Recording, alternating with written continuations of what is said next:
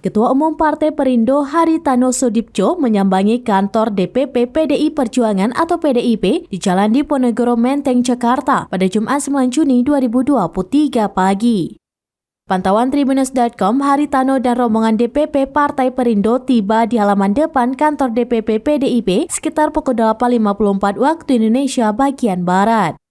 Tampak rombongan DPP Perindo yang hadir mendampingi Haritano, yakni Ketua Harian DPP Partai Perindo Tuan Guru Bajang atau TGB Muhammad Zainul Majidi, Sekretaris Jenderal DPP Partai Perindo Ahmad Rafiq, hingga Bacalek Partai Perindo Ustadz Yusuf Mansur.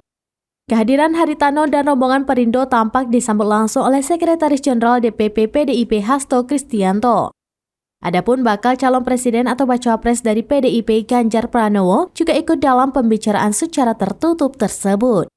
Diberitakan sebelumnya, Sekretaris Jenderal PDI Perjuangan Hasto Kristianto mengatakan pihaknya akan bertemu DPP Partai Perindo pada Jumat 9 Juni 2023. Hasto menyebut pertemuan antara PDIP dan Perindo akan membahas kerjasama politik terkait Pilpres 2024. Dia menyebut PDIP terus mengupayakan merajuk kebersamaan dengan beberapa parpol seperti Golkar, PKB, PAN, dan Perindo.